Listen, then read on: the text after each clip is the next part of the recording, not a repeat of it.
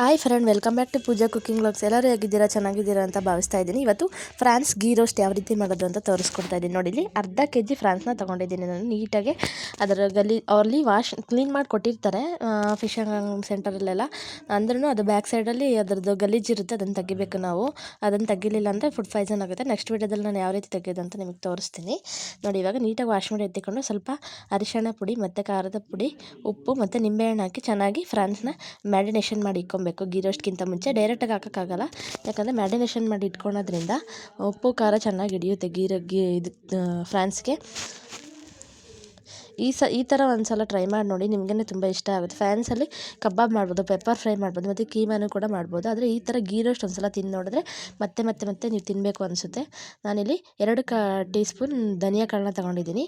ಹಾಗೆ 1 ಸ್ಪೂನ್ ಜೀರಿಗೆ, ಒಂದು ಸ್ವಲ್ಪ ಸಾಸಿವೆ, ಒಂದು ಸ್ವಲ್ಪ ಮೆಂತ್ಯ, ಆಮೇಲೆ ಕಾಳುಮೆಣಸು 1 ಸ್ಪೂನ್ನ ತೊಗೊಂಡಿದ್ದೀನಿ.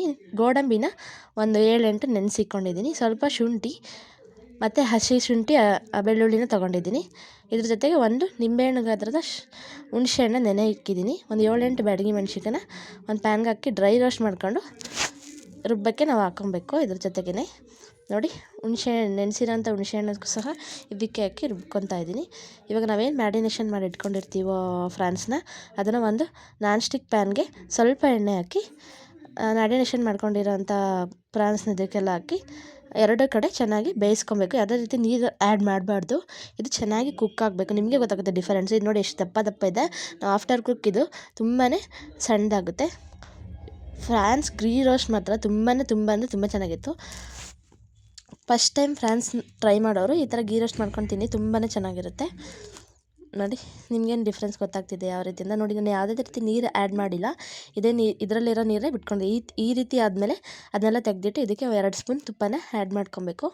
ಇದೇ ಬಾಣಲೆಗೆ ನಾನು 2 ಸ್ಪೂನ್ ತುಪ್ಪನ ಆ್ಯಡ್ ಮಾಡ್ಕೊತಾ ಇದ್ದೀನಿ. ಈ ತುಪ್ಪಕ್ಕೆ 2 ಸೀಳಿದಂಥ ಹಸಿಮೆಣ್ಸಿನ್ಕಾಯಿ ಮತ್ತು ಒಂದು 4 ಜಜ್ಜಿರೋ ಬೆಳ್ಳುಳ್ಳಿ, 1 ಮೀಡಿಯಮ್ ಸೈಜ್ ಈರುಳ್ಳಿನ ಸಣ್ಣದಾಗಿ ಹೆಚ್ಕೊಂಡು ಫ್ರೈ ಮಾಡ್ಕೊತಾ ಇದ್ದೀನಿ.